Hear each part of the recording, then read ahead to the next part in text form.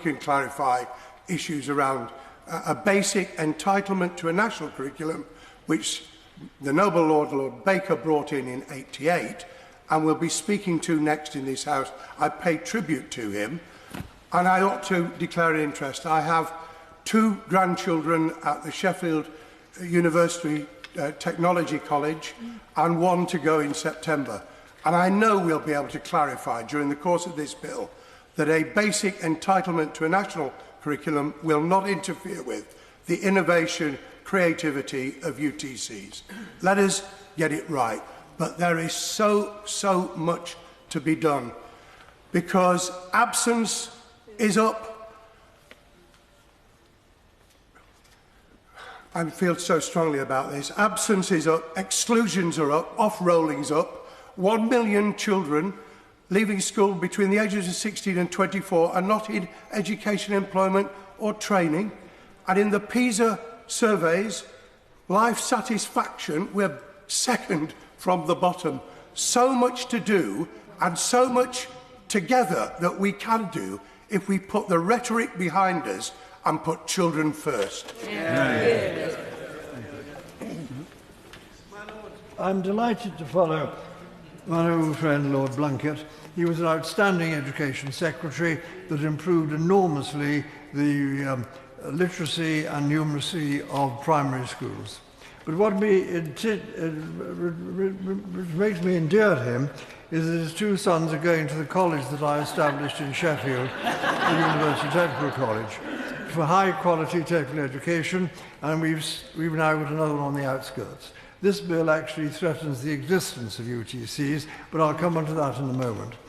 The clause 47 in the bill is a very radical clause that makes this bill an international, a major changer of power in our country.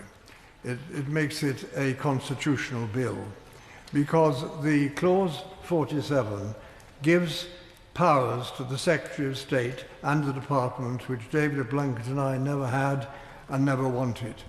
And it moves the whole power from the local area to the centre. Now, there's been no consultation on this, there's been no research papers saying it is just plucked out of the air and added to this bill. And I think it is very harmful indeed, because schools have done very well by being academies. I established the first early ones in the 1980s. And when I was introduced the national curriculum in the 1980s, my permanent secretary said to me, you can't instruct schools to follow it, you can't tell them to do it, you can make suggestions and make recommendations. Because since 1870, schools have been run by elected school boards, local school boards, by local authorities, and now by multi-academy trusts. All those powers of those trusts are now being transferred by clause 47 and the other clauses to the Department and the Secretary of State, giving us powers I've never had and which have never existed. And when there's a huge change like that, with no checks and balances, there usually is consultation, and there should be consultation. But there's been no consultation on this. I don't believe this measure was in the manifesto of the Labour Party, but it's a major constitutional change. And that is why, in fact, I think we've got to think very carefully about it. The schools that I promoted do not follow a national curriculum or a Gove curriculum. What they do, we recruit a lot of 14, so 14-year-olds in the first week when they're there are spending 2 days a week learning with their hands, learning how to use tools and machinery, or going to the computer room to get their data skills, or going to the design studio in order to improve their communication, know about laser printers and 3D printers, the greatest invention since the 19th century. They're doing that.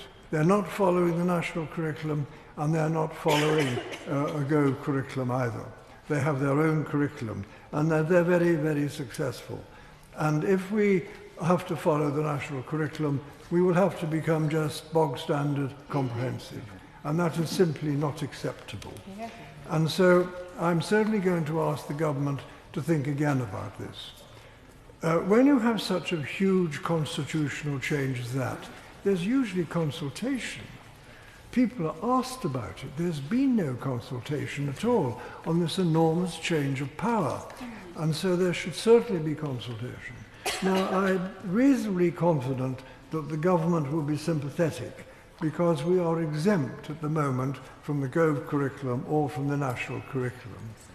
When our students start at 14, most of them do start at 14, they spend 2 days a week in a workshop learning to control tools and machines, and some then go and do, as I've said already, data skills or design skills.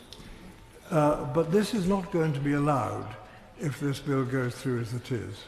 Now, I do have some optimism, if I may say so, because although we've not discussed curriculums for 14 years, I do know that the Secretary of State herself has visited one of the best UTCs in Durham. It's almost the best school in the northeast of England. And the Minister who's replying today has visited the Aston UTC. The head of the Aston UTC was actually taught by the Minister, and she inspired him to go into education and be the head. So it was a very moving meeting. But what was also interesting was that she found that she was got an eye test by the school. Because although the school concentrates on the motor industry, last September they introduced optometry, and they were able to give her an eye test. She passed it. And we've now got lots of other students who want to do that. So what I'm saying to the Minister, there should be flexibility. And we've had exemption from the national curriculum, and we've had exemption from the Go curriculum, and I would very much hope she will be able to ensure that we will have exhibitions.